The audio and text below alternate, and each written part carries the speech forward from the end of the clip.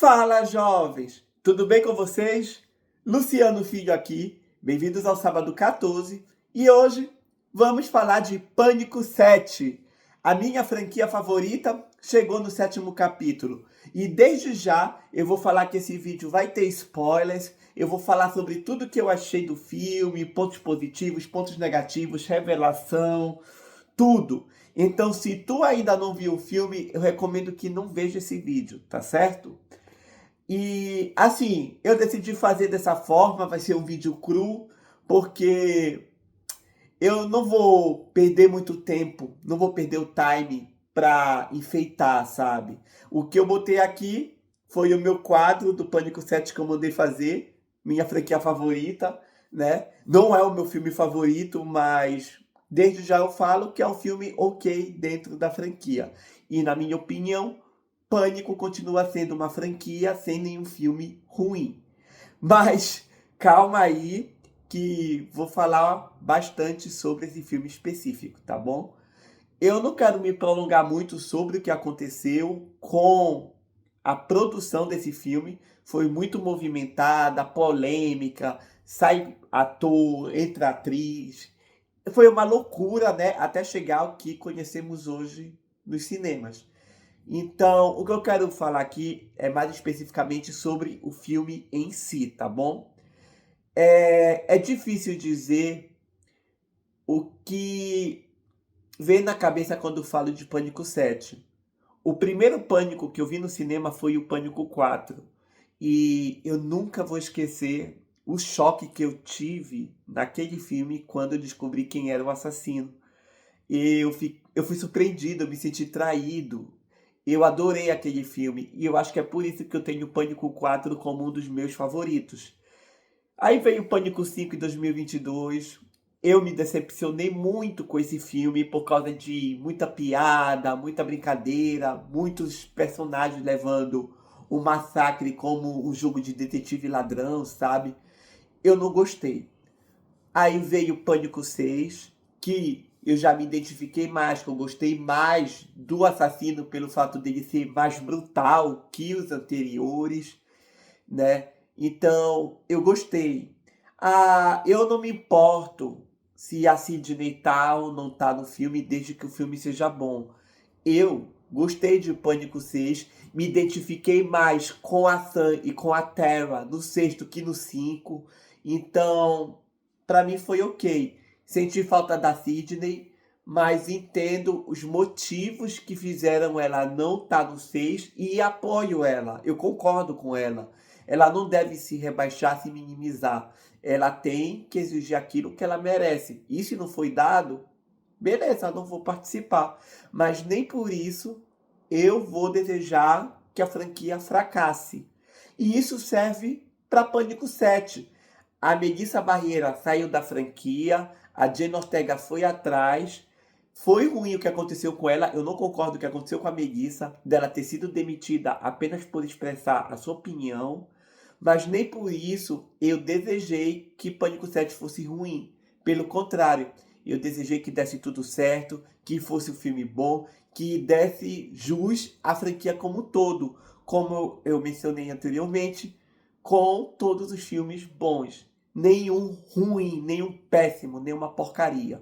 Né? Tem aqueles que a gente mais gosta, os que a gente menos gosta, mas todos ali dentro do aceitável. Então, finalmente vi ontem Pânico 7, né? Vi na pré-estreia, fui fantasiado. Mas assim, gente, vou dar os lados bons e os lados ruins. Não é porque é a minha franquia favorita que significa que eu vou elogiar e dizer que ela é maravilhosa, porque não é. Eu me decepcionei com algumas coisas desse filme e me surpreendi com outras, tá? Mas no saldo geral, eu acho que o filme estava bem abaixo do que eu esperava. Então, é bom, mas não é tão bom quanto eu imaginava que poderia ser. E realmente, ele poderia ser muito melhor. E como eu falei, vou reforçar aqui para vocês mais uma vez, esse vídeo vai ter spoilers. Então, se tu ainda não viu o filme, não veja o vídeo, tá bom? Vamos lá. Primeiro ponto positivo. Eu gostei muito que a Sydney voltou e que a gente está vendo um lado dela diferente do que a gente viu, por exemplo, com a Laurie Strode no Halloween de 2018. Aqui, a Sydney é uma mãe de família que tem uma vida boa, ela tem um cara que ama ela, que é o Mark, ela tem filhas bonitas, ela é dona de um empreendimento de uma cafeteria, ela vive bem. A Sydney tem uma vida confortável agora, ela meio que não deixou aquele passado aterrorizar ela e ela tenta seguir com a vida da melhor forma possível. Apesar de hora ou outra alguma coisa arremeter aquele passado que ela não gosta de falar nem mesmo com a filha. E isso é interessante. A Tatum, que é a filha da Sydney, tem um problema com a Sydney. Por quê? Porque a Tatum sabe da história da Sydney, dos assassinatos e tudo mais, por causa dos filmes Facada, por causa das notícias da TV, das notícias de jornais. Mas a Sydney nunca conversou com ela sobre esses casos. Nunca teve uma conversa íntima de mãe para filha. Toda vez que a Tatum quer tocar no assunto, mãe, como foi sua faculdade, a sua época na escola? Aí ela, é aquilo que tu já viu na TV, nos jornais. Eu não quero falar sobre isso. E isso frustra a Tatum porque ela não tem noção do quão pesado foi aquilo para Sydney. Apesar dela saber do que aconteceu. Então é interessante esse ponto de vista. A gente vê umas rusguinhas ali entre as duas, né? Mas a gente vê a Sydney como uma mãe super protetora. No meu ver, justo. Não é uma super protetora exagerada. Ela é justa porque ela não proíbe a filha de sair, ela não fica o tempo todo ali puxando o pé da filha. Ela faz, eu acho, o que qualquer mãe faria. Não quero meninos entrando à noite no teu quarto. Não quero que tu fique até as altas horas da noite na rua sem avisar. Não quero que tu faça alguma besteira sem pensar, né? Como relações sexuais. Então, o que a Sydney pede para Tatum são coisas que qualquer mãe pediria para uma filha, no meu ponto de vista. E isso é legal. A Sydney é uma mãe, para mim, muito boa, tá? Foi mal aí. A Tatum é um pouquinho chata porque ela não consegue entender o que a Sydney passou, porque a Sydney também nunca parou para conversar com ela sobre isso. Então, é um ponto que eu achei interessante, legal do filme. Outra coisa que eu gostei dentro desse núcleo da família Evans é o Mark, é o esposo da Sydney, o marido da Sydney, né? Eu gostei da participação dele. Eu achei realmente que ele mostrou por que a Sydney gostou dele. Eu queria ver mais do Mark. Teve uma hora ali que ele foi atacado e eu fiquei arrasado achando que ele tinha morrido. Fiquei muito feliz quando soube que ele não morreu. Então, eu gostei do núcleo da família Evans e fiquei muito feliz que toda a família sobreviveu no final.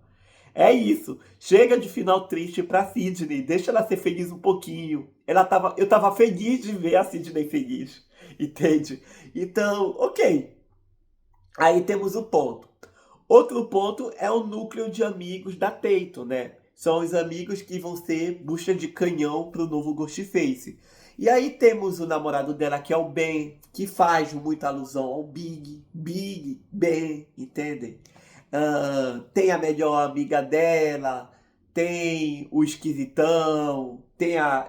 Então tem muita gente ali que vai fazer parte da lista da morte do Ghostface, tá? Então vamos lá. Os pontos positivos do filme. O primeiro e o segundo ato. Toda a introdução da família Evans, todo o massacre que o Ghostface começa a fazer, que vai da introdução, passa pelos personagens ali, amigos da Tatum, do mistério de quem é o novo Ghostface e das videochamadas que esse Ghostface faz pra Sydney. É muito legal. É muito legal também ver o relacionamento Sydney e Gale, que parece que volta alguma coisa que ficou afastada desde o Pânico 2. uma rusguinha entre as duas ali, mas ao mesmo tempo uma relação muito legal entre elas que foi construída ao longo de 6 filmes. Eu coloco o sexto filme aqui porque eu acho que ele pesa muito numa visão da Sidney com a Gale, sabe? Então, eu achei muito legal a relação das duas personagens, que são muito queridas, né? Sidney Prescott e Gale Weathers, não é verdade? Então eu gostei muito disso. E devo falar aqui, gente, que a Gale tem simplesmente a melhor entrada da franquia. A primeira aparição da Gale nesse filme é a melhor de todas. Ela chegando com os 2 pés na porta e mostrando: eu sou a Gale Weathers, tenho 60 anos, mas ainda dou pro gasto. Então, foi muito boa, né? Então, eu gostei muito desse novo contexto. As mortes que o assassino faz nesse filme, pra mim, são diferentes de toda a franquia. Porque, além de brutais, como em Pânico 6, eu vi um leve toque de arte, sabe?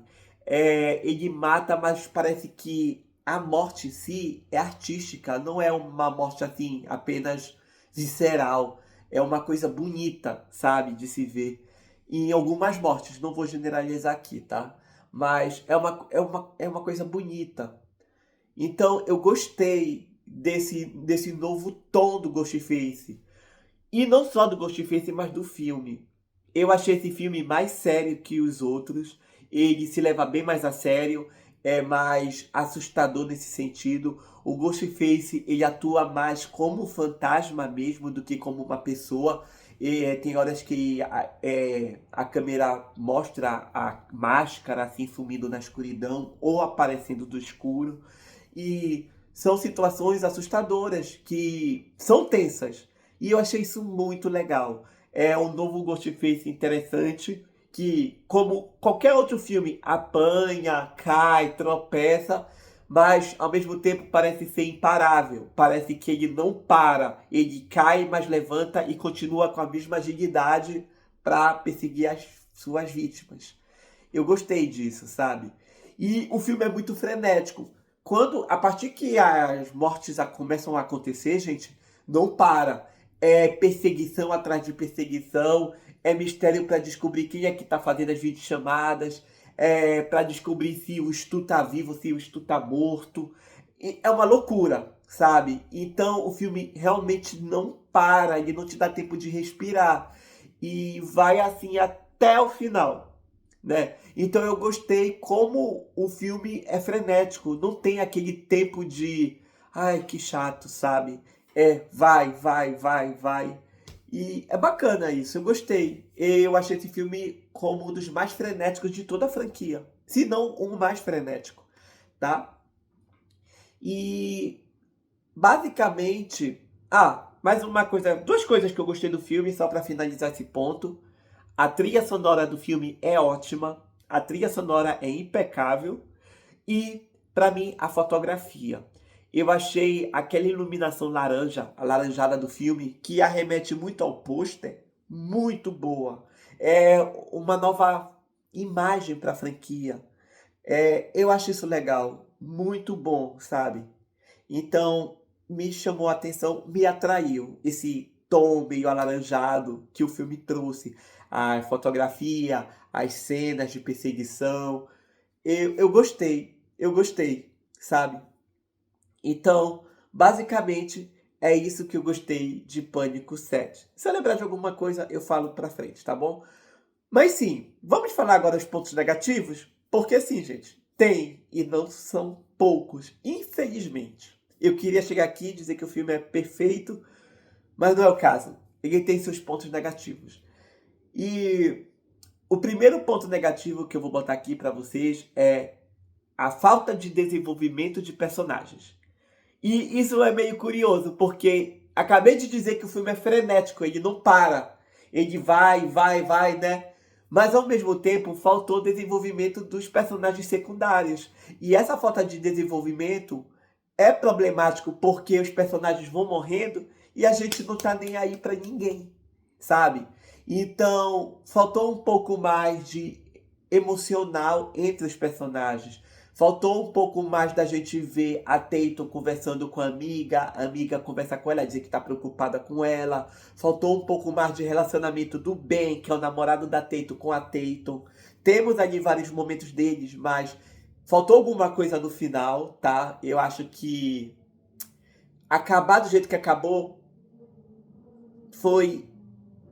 Ai, sei lá, foi anticlímax, sabe? Então, acho que faltou alguma coisa no final. Uma moto, gente. Aqueles animais com a moto alta, torcendo pra ele escorregar e ralar o joelho em algum lugar.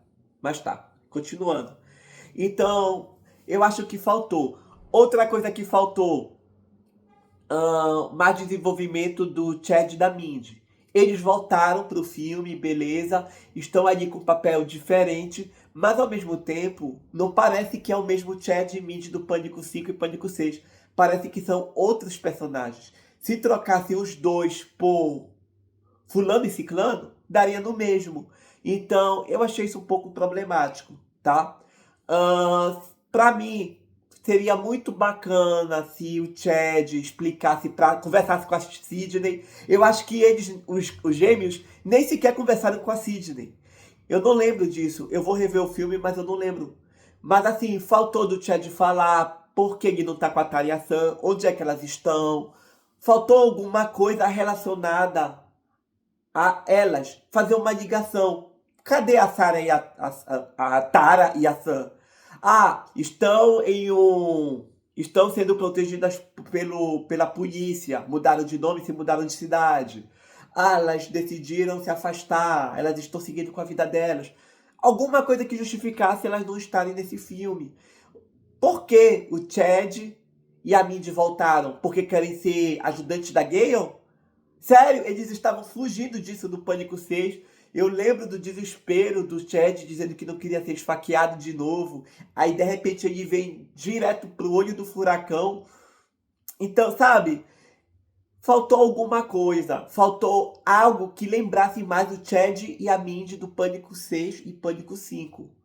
Eles estão totalmente aleatórios aqui. Tanto é que, em determinada parte do filme, os dois somem e só aparecem no final. Então, antes de não ter botado eles, botava outro ator, botava outro câmera lá pra Gale, que nem tem no Pânico 1, que é o Kenny, o 2, que é o Joel. Bota outro ator aí, faria mais sentido. Pra mim seria melhor, sabe? Do que trazer personagens pesados do Quarteto Top e não darem a devida atenção que eles mereciam. Seja pra dar continuidade de Pânico 6 ou pra morrer alguém, né? Poderia ter matado o Chad ou a Mindy ali, mas nem isso, tá bom? Então, esse foi um ponto que me decepcionou muito. Não desenvolveram muito bem os novos personagens. Foi triste isso, tá? Até em Pânico 3 os personagens têm mais desenvolvimento. Mas sim, outro ponto, e eu acho que esse ponto é o mais grave. Revelação do assassino e motivação. Gente, sem dúvidas nenhuma, Pânico 7 tem a pior revelação de assassino e a pior motivação. Ai, gente, até difícil de dizer, sabe? Eu não me importo que o assassino tenha sido aqueles personagens. O que me incomoda é que tem assassino que apareceu só uma vez, por menos de 30 segundos, tá? E não dá nem a motivação daquele assassino que tá matando. Ele aparece como um ajudante e morre. Ah, por que tá fazendo isso? Qual é o motivo? Foi induzido? É doido? Enquanto o assassino principal aparece 2 vezes, eu contei, 2 vezes no filme. E a motivação... Ai, gente... Bora lá. Tá com spoilers, então bora lá. A motivação é basicamente que o assassino leu o livro Saindo das Trevas, que foi o livro que a Sidney escreveu em Pânico 4, e aquilo ajudou ela a se libertar de seu opressor, que era o seu marido na época. Então ela matou ela, com a ajuda do livro, com a experiência da Sidney, que a Sidney matava quem oprimia ela, no caso os Ghostfaces, Ela matou o marido, ocultou o corpo, ficou impune disso e pirou a batatinha quando a Sidney sumiu dos eventos de Pânico 6. A Sidney não apareceu, teve um massacre, tal, tal, tal. Então, essa assassina, pelo que eu entendi, queria se libertar dessa obsessão dela em cima da Sidney, matando a Sidney, porque ela não precisava mais da Sidney. É alguma coisa assim, gente. O quê? Só porque a Sidney escreveu um livro pra ajudar, ela tá matando todo mundo, vestida de Ghostface, recriando vários massacres. Ai, gente, é sério isso? Entenderam? É ruim. É um motivo ruim. Ah, ok, pode ser bom, porque existem realmente muitos loucos que perseguem seus ídolos. Tem casos, né? Por exemplo, a atriz que fez a Alice em Sexta-feira 13, parte 1, foi perseguida por um louco. Teve outros aí que eu não lembro. Mas daí fazer um massacre e tudo mais, não convenceu. Além de que não foi bem desenvolvido essa justificativa. Foi uma coisa muito jogada, muito cuspida. E isso problematizou muito, porque não deu atenção e não teve os cuidados que deveria para ser, no mínimo, aceitável, tá?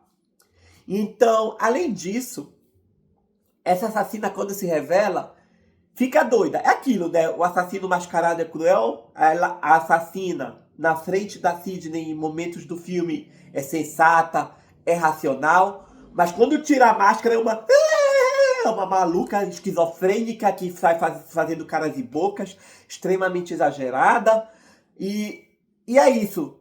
O assassino dá uma frase de impacto, uma justificativa ali, tem a briga final e morre. Então, também faltou mais do assassino. Faltou mais dele se mostrar, faltou menos exagero, tá? É muito exagerado, é muito caricato. Poderia ser um assassino um pouco mais séria, com problemas da cabeça, mais séria, mais racional. Vou dar um exemplo para vocês. O Roman. O Roman, eu acho ele um ótimo Ghostface porque ele era doido, era maluco, tá? Ele matou muita gente. Mas ao mesmo tempo, ele parecia sã, né? Ele parecia uma pessoa sensata, assim, que pensava, não ficava com caras de boca, com trejeitos de psicopata. E isso era legal, é uma coisa que eu gostava, sabe? Falta isso, um assassino mais pé no chão. E vou até dizer, o Wayne, eu acho que em determinado momento, o Wayne, até a Queen de Pânico 6, tinham ali o seu toque de sensatez, sabe? Tinham muita raiva, mas em momentos eram sensatos, sabe? Então, até eles. É por isso que eu acho que em Pânico 7 tem os piores Ghostfaces. Porque é exagerado, não tem motivo para algum deles, e o que tem motivo ainda é motivo ruim. E é isso, gente. É isso que eu tenho para falar de Pânico 6, sabe? Ah, vou falar mais uma coisa aqui que eu acho que esse é um ponto importante. O uso da inteligência artificial como crítica do filme. A inteligência artificial é um conceito muito bom. Tá em momentos ali que trazem muita nostalgia, tá? Eu adorei algumas participações especiais que tem ao longo do filme por causa da IA. Mas eu achei que esse conceito foi mal explorado também. Ok, tem IA, tem o mistério do isto tá vivo ou tá morto, beleza, mas em determinado momento do filme é dado pro Ben, o namorado da Tatum, pesquisar para ver se é IA ou não, e fica por isso mesmo. Então eu acho que faltou um pouco mais de desenvolvimento. É mostrada ali uma coisa que causa uma intriga entre a Tatum e o Ben, mas fica por isso mesmo também, porque o Ghostface aparece, e enfim. Eu acho que faltou um pouquinho mais ali do Ben. Faltou mais Ben pra Tatum, sabe? Então, teve esses probleminhas. Eu gostei da IA, mas eu acho que precisava de mais. Realmente, o filme tem pouca metalinguagem, ele não faz muita referência a filmes de terror, mas eu acho justo porque, se tratando de Pânico, que é um filme que se passa na vida real, Então, não tem como assassino. Ah, eu vou me basear num filme, numa regras de terror, de filmes de terror, da atualidade para fazer um massacre. Esse assassino é outro Ghostface, é outra pessoa que pensa diferente e quer matar de forma diferente. Então, não necessariamente precisa se inspirar no filme. Então, para mim, tá ok nesse sentido, tá bom? Então, eu comprei essa questão. Mas, de forma geral, gente, eu posso dizer que Pânico 7 tem o terceiro pior ato da franquia, mas não é só do terceiro ato que se baseia o filme. O primeiro e o segundo atos, a perseguição, a investigação, são muito boas. As mortes são incríveis. Esse filme, eu contei, se eu bem me engano, tem 10 mortes, que é a mesma quantidade de mortes de Pânico 2 e Pânico 3. Então tem bastante mortes, e muitas mortes são criativas, muitas cenas de perseguição boas. Então, assim, eu botaria assim, primeiro e segundo ato, 9 e 8, terceiro ato, 4. Entenderam? Então, por causa do terceiro ato, que foi bem medíocre, bem ruim, esse filme acaba ficando bem abaixo da minha expectativa e fica longe de ser um dos melhores da franquia para mim. Mas também não é um dos piores. Para mim, o pior filme continua sendo Pânico 5, pelo excesso de comédia, por eu não ter me envolvido com os personagens daquele filme, pela morte do personagem Dewey de uma forma tão ridícula, poderia ter sido mais impactante, e até mesmo pela revelação dos assassinos que, embora tenha sido melhor que esse aqui, faltou alguma coisa. Faltou mais impacto, eu acho. Mas é isso, tá bom? Então, Pânico 7 é um filme ok dentro da franquia. Por isso eu acho que a franquia ainda não tem filmes ruins. Esse aqui só me decepcionou porque eu tava esperando muito e ele entregou menos do que esperava. Mas ainda assim, entregou muita coisa boa, tá bom? Então é isso que eu tenho pra falar de Pânico 7, pessoal.